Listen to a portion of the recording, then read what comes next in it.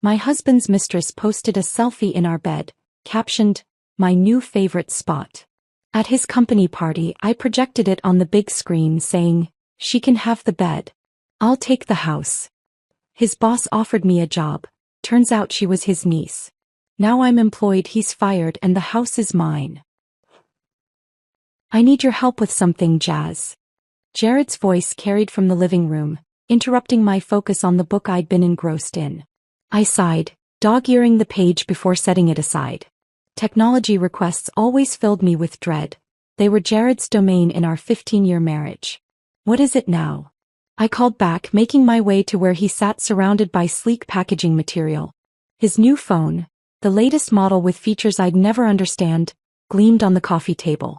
"My old phone got crushed when the cab driver slammed on his brakes during my Chicago trip," he explained, frustration evident in his tone. "I need to transfer everything, but the automated system isn't working. You have better patience for these things." I almost laughed at the irony.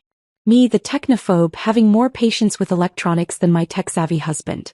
Throughout our marriage, we'd settled into comfortable roles. Jared handled our digital lives while I maintained our real-world connections. I hadn't even created my own social media accounts. Jared curated our online presence through couple accounts that he managed. "We only need one," he'd always insisted. "Less complication." And I'd agreed, happy to avoid the digital landscape that seemed increasingly complicated. "Fine," I conceded, settling beside him as he handed me both devices. "What do I need to do?" "Just follow the prompts," he said, standing. "I've got a conference call in 5 minutes. You're just logging into accounts and confirming transfers." He kissed the top of my head. "Thanks, babe. You're a lifesaver." As Jared disappeared into his home office, I stared at the devices with trepidation. The setup process was more intuitive than I'd feared, walking me through each step of transferring photos, contacts, and apps. When prompted to log into social media accounts, I dutifully entered the credentials I knew for our shared profiles. The transfer completed with a cheerful chime, and I felt a small surge of pride at conquering this technological task. As I prepared to set the phone aside, a notification banner slid down from the top of the screen. A social media alert from an app one didn't recognize, with a username that wasn't our joint account. My finger hovered uncertainly before tapping the notification. The app opened to reveal an entirely different profile, Jared's private account. An account I'd never known existed. The most recent post appeared at the top of the feed. My stomach twisted painfully as I registered what I was seeing. Our bedroom. Our bed. But it wasn't Jared in the image. A young woman with glossy dark hair and perfectly applied makeup reclined against our pillows. My pillows, with a coy smile directed at the camera. The caption beneath read, "My new favorite spot #blessed #secret joys." The timestamp showed it was posted 3 days ago, while I visited my sister in Portland. While our bed should have been empty. Before we begin, I want to take a moment to thank you for joining me for this story of betrayal and unexpected empowerment. If you've ever had that gut feeling something wasn't right in your relationship, or admire those who follow their instincts despite self-doubt, consider subscribing. It's completely free and you'll never miss another story of someone reclaiming their power.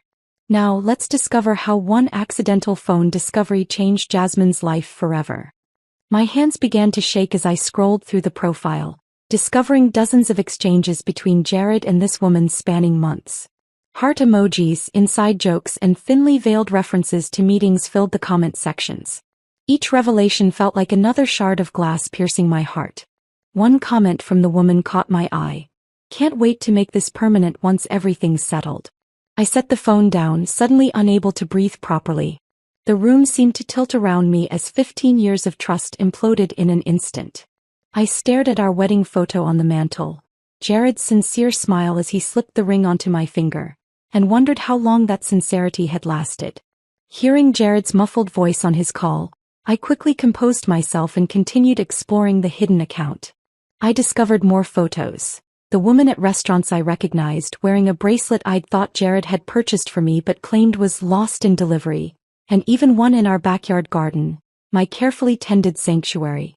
The most devastating realization wasn't just the affair but the calculated deception behind it. Jared had expertly used my technological reluctance as a shield for his betrayal. My aversion to social media, something he'd always subtly encouraged, had provided the perfect cover for his double life. When I heard his call wrapping up, I quickly closed the app and placed the phone on the table, heart hammering. As Jared re-entered the living room, I forced a smile. "All done?" he asked, reaching for the device. "Yes," I managed, proud that my voice didn't betray the hurricane of emotions inside me. "Everything transferred just fine." "You're amazing," he said, checking the phone with a quick scroll. If he noticed I'd seen his secret account, he didn't show it. "See? You're better with technology than you think." "Maybe I am," I replied softly. "Maybe I've been underestimating myself." That night, as Jared slept soundly beside me, I stared at the ceiling, unable to find comfort in the bed that had been invaded by a stranger. I couldn't help wondering how many nights she had lain in my place, how many times Jared had betrayed our vows in our own home. The next morning, I called my sister under the pretense of thanking her for hosting me. Once Jared left for work, I confessed everything. "That manipulative jerk," she exclaimed after I finished. "What are you going to do?" "I don't know yet," I admitted. "But I need to learn more before confronting him. Can you help me?" My sister, whose social media marketing career had always seemed so foreign to me, became my digital detective partner. Over video chat, she guided me through creating anonymous accounts to monitor Jared's activities without alerting him. She taught me how to navigate platforms I'd always avoided, showing me how to piece together the digital breadcrumbs of his deception. "Look for patterns," she advised. "Check tagged locations, mutual connections. People slip up online all the time." Within days, my technological abilities expanded exponentially, driven by determination rather than interest. I discovered the woman's name through mutual connections. I learned she worked at Jared's company in a junior position. I pieced together their meeting timeline through dated photos and event check-ins. Each discovery strengthened my resolve. The pain remained sharp and constant, but alongside it grew something unexpected: empowerment. The technological world I'd avoided was becoming my ally in uncovering truth. My self-imposed digital limitations had made me vulnerable. Now that same technology was becoming my strength. "Knowledge is power," my sister reminded me during our daily strategy sessions. "And you're gaining both." As I compiled evidence and learned more about the digital landscape Jared had used against me, one thing became crystal clear. I wouldn't confront him immediately. I would wait, watch, and plan. My technological awakening had just begun, and with it, a new version of myself was emerging from the betrayal's ashes. "You need to be smarter than him," my sister advised during our daily video call. It had been 2 weeks since my discovery, and I'd managed to maintain a perfect facade at home. "Don't give anything away until you have the full picture." I nodded, my laptop balanced on the kitchen counter while I prepared dinner, Jared's favorite pasta dish. The irony wasn't lost on me as I chopped vegetables with precise, controlled movements. I've been going through his search history when he's in the shower. He's been looking at vacation properties in the Bahamas. Places I've never heard him mention. "Screenshot everything," she instructed. "And we need to check if these trips align with his supposed business travel dates." I'd become a digital detective under my sister's guidance. What started as basic monitoring had evolved into sophisticated tracking. I'd learned to check location data on photos, analyze timestamps, and archive everything in encrypted folders that Jared, despite his technical knowledge, would never think to look for on my old laptop, a device he'd often mocked for being outdated. The pasta sauce simmered as I heard Jared's car pull into the driveway.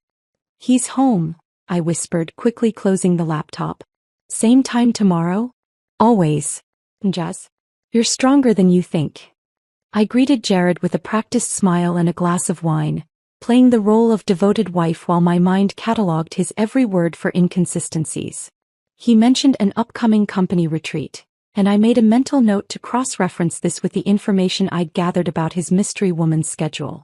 The next morning, after Jared left for work, I visited a coffee shop 3 towns over where no one would recognize me. There, I met with Patricia Winters, a divorce attorney my sister had recommended.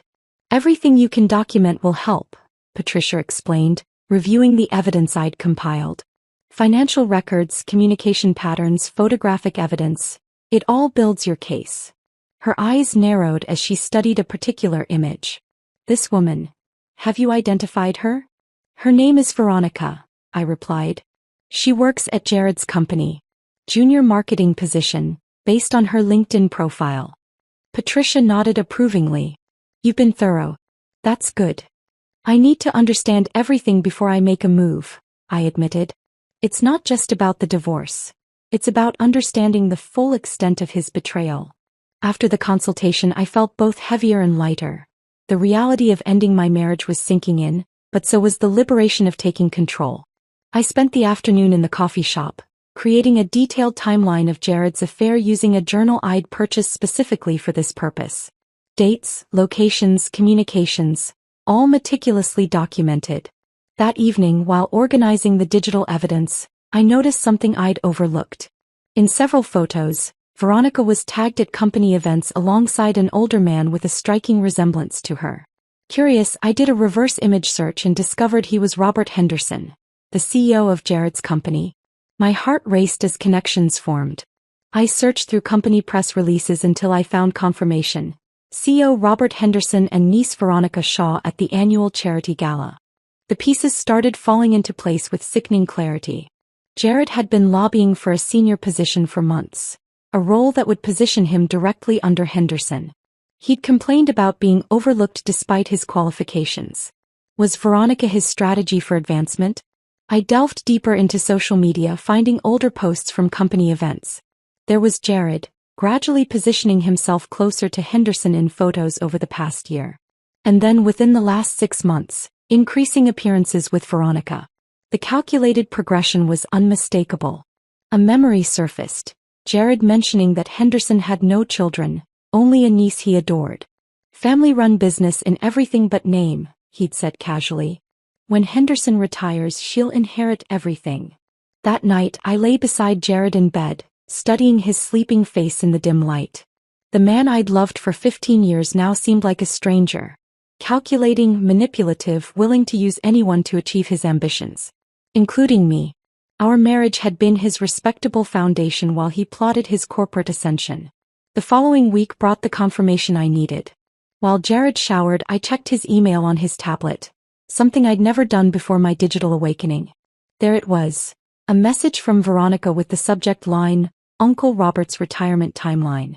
Asterisk, he's thinking 2 years max. By then we'll be ready to step in together. Your strategy for the Asian market expansion impressed him.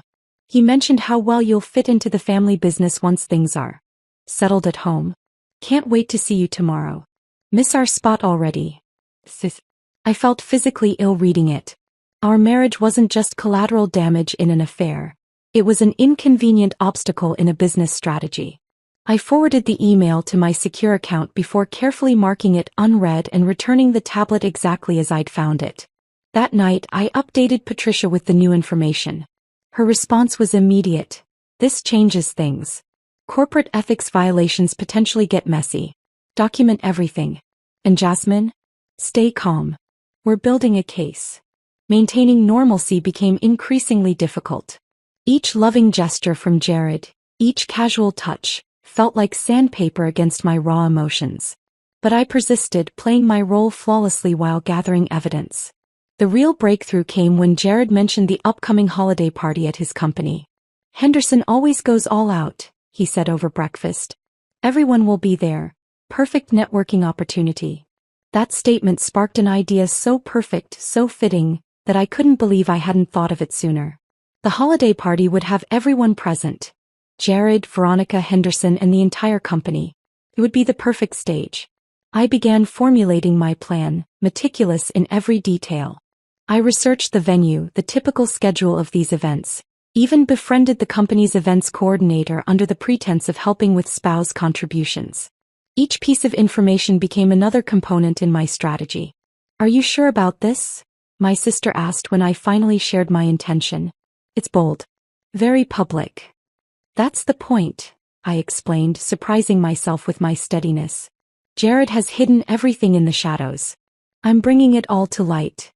3 months after discovering that fateful selfie, I had transformed from a technologically naive wife to a woman with purpose and plan.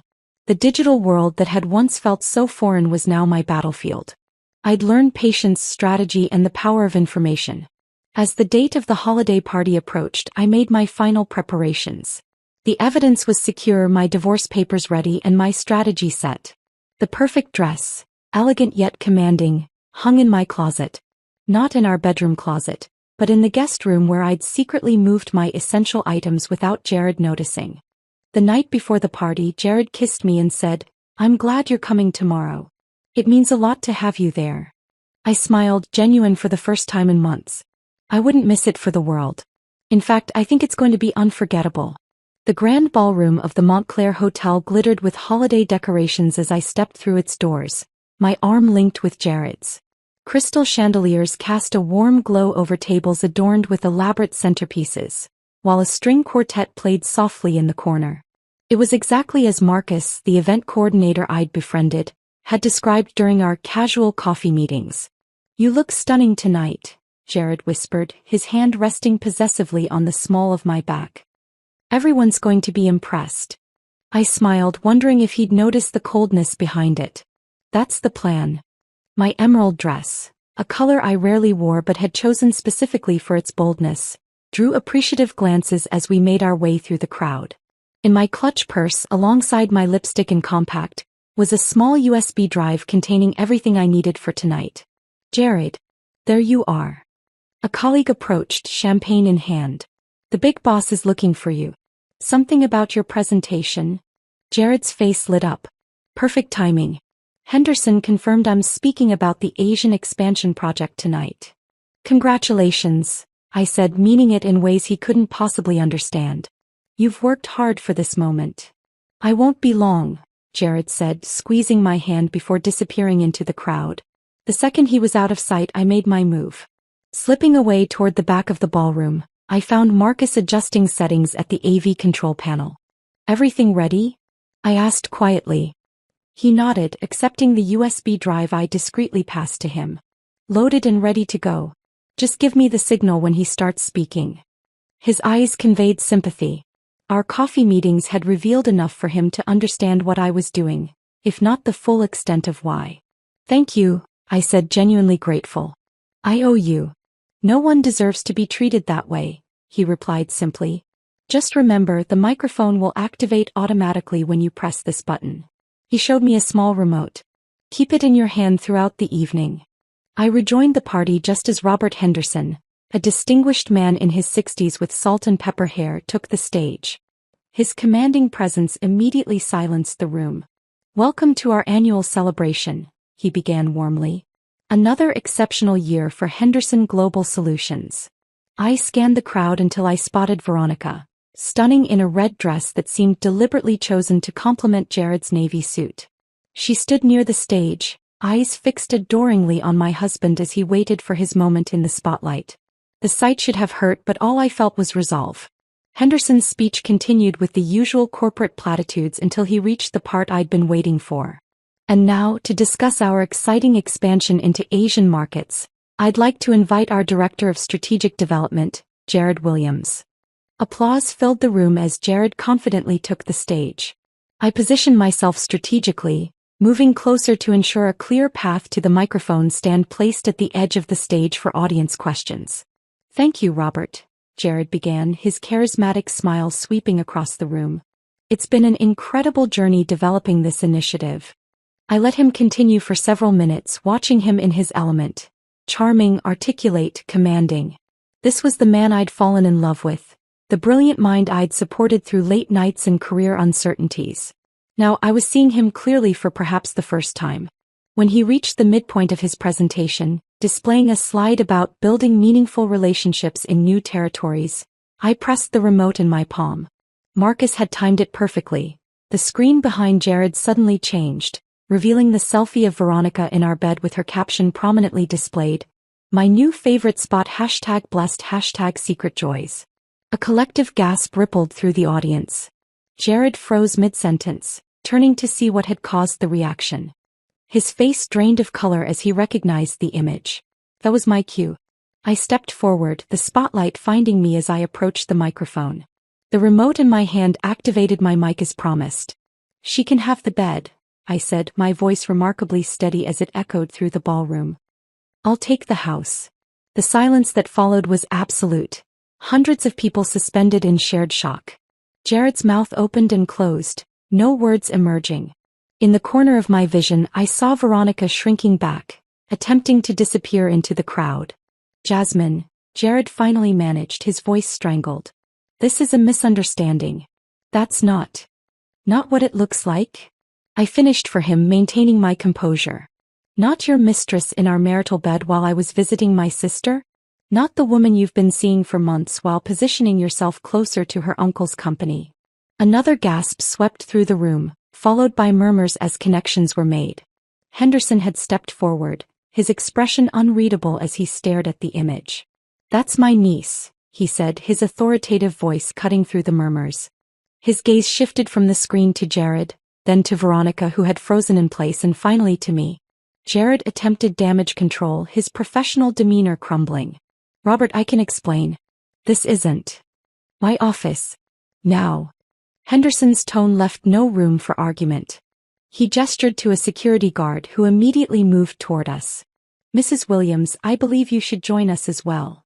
I nodded, feeling oddly calm as the security guard escorted us away from the stunned audience. Behind us, I heard Henderson instructing another executive to continue the evening's program. The walk to Henderson's office on the top floor felt surreal. Jared ahead with one security guard, me following with another, and Henderson and a visibly distressed Veronica bringing up the rear. No one spoke in the elevator or along the corridor leading to an impressive corner office overlooking the city. Once inside, Henderson closed the door firmly and turned to face us. Sit, he commanded. Jared and I took seats on opposite sides of the room. Veronica remained standing, tears streaking her makeup. Uncle Robert, she began, I didn't know. Henderson raised a hand, silencing her. I trusted you, Jared, he said, his disappointment palpable. I was grooming you for leadership. And this is how you conduct yourself. By manipulating my niece. It wasn't manipulation, Jared protested, desperation creeping into his voice. Veronica and I have genuine feelings for each other. My marriage was already failing. Was it? I interrupted, opening my clutch to remove printed copies of emails I'd discovered. Our 15th anniversary was last month. You surprised me with roses and a weekend getaway. Hardly the actions of a man in a failing marriage. I handed the emails to Henderson. These might interest you. Particularly the ones discussing your retirement timeline and their plans for the company afterward. Henderson's expression darkened as he scanned the pages. Veronica moved to his side, reading over his shoulder, her face crumpling with each line. You told me they had an open marriage, she whispered, turning to Jared. You said she knew about us, that she was fine with it because she had her own relationships. He told you what? The hurt in my voice was genuine. Despite my preparation, this new lie caught me off guard. And this, Henderson continued, holding up a particular email, discussing using my niece to secure your position in my company. Strategic relationship to ensure succession? You calculated all of this. Jared stood, panic evident in every movement. Robert, those emails are being taken out of context. I genuinely care for Veronica, and yes, I saw potential in our relationship professionally, but you lied to everyone in this room, Henderson finished for him. To your wife, to my niece, and to me. The tension in the room was suffocating. Outside, the holiday party continued, oblivious to the drama unfolding behind closed doors. My carefully orchestrated moment of truth had succeeded beyond my expectations, revealing layers of deception I hadn't even anticipated. As I watched Jared's professional and personal worlds collapsing simultaneously, I felt no triumph, only a strange, sad clarity. This was the end of 15 years, but also the beginning of something else. Something undefined but undeniably mine. Henderson set the emails down on his desk, the weight of his disappointment filling the room. His gaze shifted between Jared and Veronica before settling on me. Mrs. Williams, he said, his tone softening slightly, I owe you an apology. It seems my company has been the backdrop for significant pain in your life. Before I could respond, Henderson's phone buzzed. He glanced at it, then pressed the intercom on his desk. Send them in. The door opened to admit two more people. A woman I recognized as the company's legal counsel and a man in a crisp suit I didn't know. This is Michael Chin, our Chief Financial Officer, Henderson explained. And you know Sarah Winters, our head of legal. Jared paled visibly. Robert, is this really necessary? This is a personal matter that's gotten out of hand. Is it? Henderson interrupted sharply. Michael, tell Mrs. Williams what you found. The CFO cleared his throat, opening a folder he carried. Mr. Williams has been using company resources for personal expenses, charging personal trips as business travel, manipulating expense reports, and most concerning, attempting to access restricted financial accounts. That's absurd, Jared protested, but his voice lacked conviction. We've been monitoring suspicious activities for months, Michael continued, addressing me directly. But without definitive proof of intent, our hands were tied. Your husband is quite skilled at operating in gray areas. Sarah, the legal counsel, stepped forward. We've documented at least 17 instances where Mr. Williams used company funds for personal use, including jewelry purchases. She glanced pointedly at Veronica, who touched a bracelet on her wrist reflexively. The realization hit me. The sapphire bracelet. You told me the delivery was lost. The same bracelet I'd seen in photos on Veronica's social media. Veronica unclasped it with trembling fingers. He said it was a family heirloom from his grandmother. She placed it on Henderson's desk, unable to meet my eyes. I've suspected inappropriate behavior for some time, Henderson continued, but Jared's performance metrics were exceptional. He's brought in significant revenue. Difficult to argue with results. Results achieved through manipulation and lies, I said quietly. Henderson nodded gravely. Tonight's revelation forced my hand. The company cannot be associated with this level of ethical compromise. Jared stood abruptly. This is ridiculous. You're going to throw away years of profit because of a personal indiscretion. An indiscretion that involved manipulating my niece to position yourself for corporate takeover, Henderson countered coldly. Sarah, please escort Mr. Williams to HR. His employment is terminated, effective immediately. You can't do this, Jared sputtered, desperation replacing his usual confidence. Your company access has already been revoked, Sarah informed him. Security will supervise while you clear your office. 2 security guards appeared at the door. The finality of the moment seemed to crush Jared's resistance. He looked at me one last time, a mixture of anger, shock, and something that might have been regret, before being escorted out.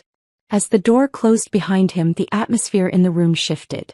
Henderson turned to his niece, who had collapsed into a chair, silently crying. Veronica, go with Sarah.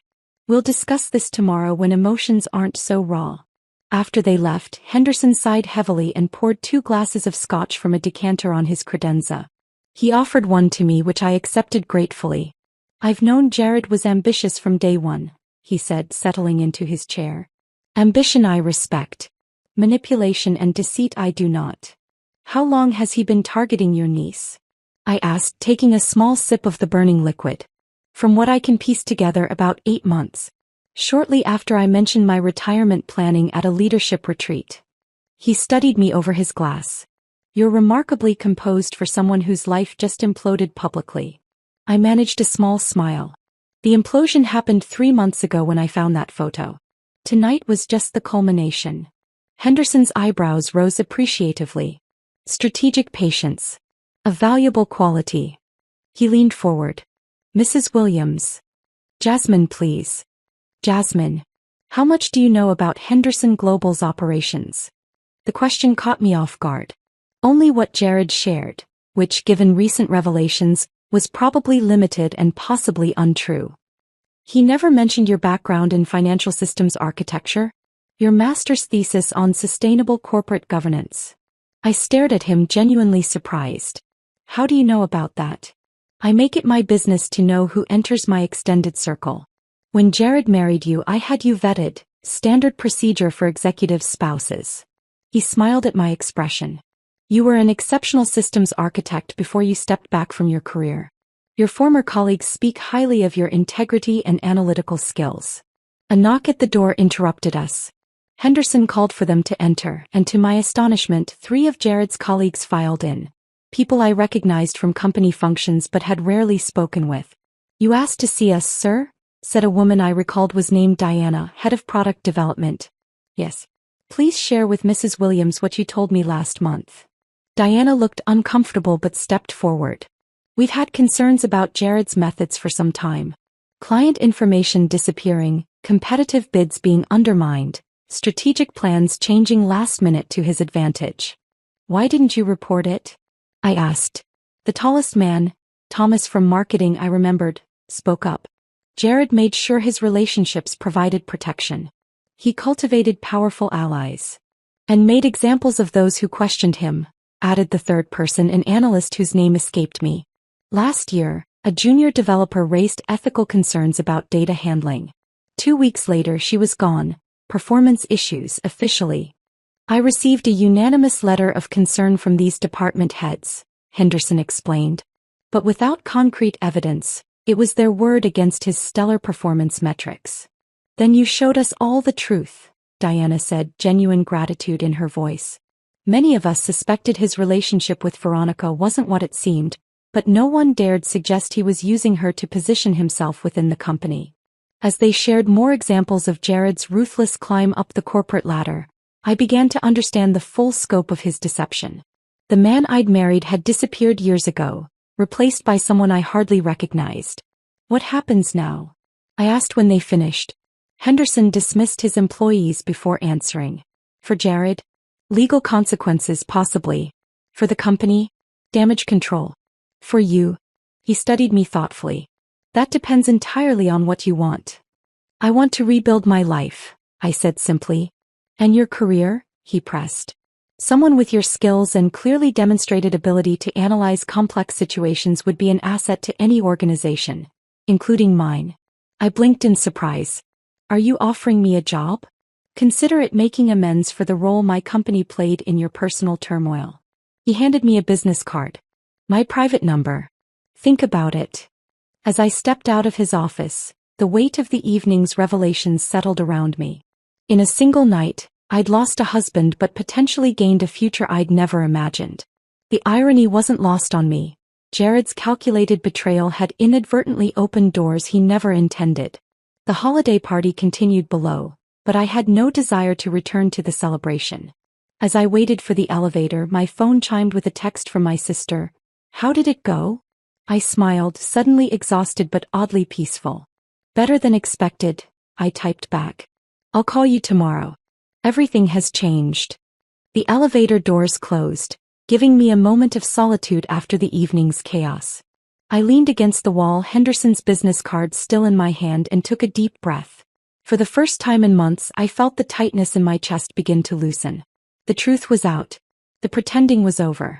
When I stepped into the hotel lobby, a familiar figure waited near the revolving doors. Marcus from the AV team. You okay? He asked, genuine concern in his eyes. Words spreading fast upstairs. I will be, I replied, surprised to find I actually meant it. Thank you for your help tonight. He nodded, then handed me a small USB drive. All evidence from tonight. Figured you might need it for whatever comes next. 3 days later, whatever comes next arrived in the form of Patricia Winters sitting across from me at her law office, reviewing the extensive documentation from the holiday party. This is extraordinarily compelling, she said, organizing papers into precise stacks. Jared's attorney has requested a meeting. They're clearly concerned about how this will play out in court. What are they offering? I asked, surprised by my own detachment. Full ownership of the house, a significant financial settlement, and an expedited, uncontested divorce. Her raised eyebrow conveyed her professional assessment. They're desperate to settle quickly and quietly. I thought about our home, the garden I'd cultivated for years, the kitchen where I'd perfected recipes, the spaces that held memories beyond Jared's betrayal. I want the house, I decided. But I want the settlement reviewed by a financial forensic expert. If he hid things from his company, he could be hiding assets from me too. Patricia smiled approvingly. Already arranged. The documentation you gathered gives us significant leverage. 2 weeks later, as January snow blanketed the city, I sat across from Robert Henderson in his office, discussing the senior analyst position he'd offered me. Your background in systems architecture is precisely what our compliance division needs, he explained. Recent events have highlighted vulnerabilities in our oversight processes. I studied the job description, noting the responsibilities and substantial salary, significantly higher than what I'd earned before stepping back from my career. This feels convenient, I admitted. I don't want charity disguised as employment. Henderson's laugh surprised me. Mrs. Williams. Pierce, I corrected, having reverted to my maiden name. Jasmine Pierce. Miss Pierce, he amended. I don't operate a charity.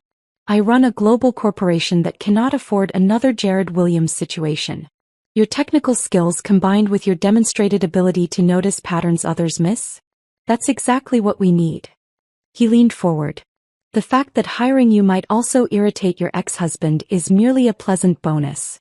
I accepted the position that afternoon, starting immediately as a consultant while the divorce proceeded.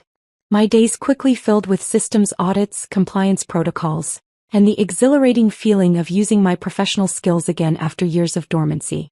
The corporate world I re-entered was vastly different from the one I'd left. Technology had evolved dramatically, but my newfound digital literacy, ironically developed while investigating Jared, provided a foundation I could build upon. I enrolled in evening courses, attended weekend workshops, and quickly closed the knowledge gap. You're a natural, my team lead remarked after I identified a security vulnerability in their financial reporting system. Hard to believe you were tech-averse just months ago. I smiled, thinking of my sister's patient guidance during those early days of digital detective work. I had a compelling reason to learn quickly. February brought finalization of the divorce. Jared, facing potential criminal charges for financial improprieties and desperate to avoid further scrutiny, agreed to all terms. The house became legally mine, along with a settlement that ensured financial security. He relocated to Chicago, his reputation in our industry permanently damaged. March arrived with an unexpected email from Veronica. We'd had minimal contact since the holiday party, both needing space to process our separate traumas from Jared's manipulation. Asterisk, would you be willing to meet for coffee? No pressure if it's too uncomfortable. Asterisk. We met at a quiet cafe downtown, both of us nervous but determined. The initial awkwardness dissolved as we shared our experiences. How Jared had crafted specific lies tailored to each of us, manipulating our insecurities and desires. He told me you were cold and career-obsessed, she confessed. That you'd agreed to an arrangement where you maintained appearances while pursuing separate lives. While he told me I was better suited to home life than professional pursuits, I replied, the irony not lost on either of us. Our conversation shifted from Jared to ourselves. Her studies in international business, my return to corporate technology, our shared love of gardening. By our third coffee meeting, we developed a tentative friendship built on mutual respect and the unusual bond of shared deception. April brought spring to my garden and a promotion at Henderson Global. My systems audit had uncovered significant vulnerabilities, and implementing my recommended solutions earned recognition from the board. My confidence, dormant for years under Jared's subtle dismissiveness, bloomed alongside my career. By May, I barely recognized my former self. The woman who had deferred to her husband on all matters technological, who had dimmed her professional light to complement his ambition. My home transformed alongside me. I repainted walls, replaced furniture, and redesigned the bedroom where Veronica's infamous selfie had been taken. The master bedroom became my home office, a symbol of reclamation. I purchased a state-of-the-art computer system, setting it up myself with satisfaction. The bed was donated, replaced by a sleek desk where I often worked late into the evening on projects that challenged and fulfilled me. In June, exactly 6 months after the holiday party that had changed everything, I hosted a housewarming celebration. My sister flew in for the occasion, proud of the transformation she'd witnessed. Colleagues from Henderson Global mingled with longtime friends in the backyard garden I'd expanded with new varieties of roses. To new beginnings, my sister toasted, raising her glass as sunset painted the sky in vibrant hues. Veronica arrived last, hesitating at the garden gate until I waved her over. She'd accepted a study abroad opportunity in London. A chance to forge her own path away from her uncle's company and the gossip that lingered despite everyone's best efforts. I wanted to say goodbye, she said, handing me a small gift. And thank you, as strange as that might sound. Inside the package was a delicate silver bracelet. Nothing like the ostentatious sapphire one Jared had given her. The charm dangling from it was a small key. For new doors, she explained simply. As evening settled over my transformed home, I watched the gathering of people who had supported me through crisis or entered my life in its aftermath. Not one of them saw me as an extension of Jared Williams or defined me by his betrayal. In their eyes, and increasingly in my own, I was simply Jasmine Pierce. Capable, resilient, and finally the author of my own story.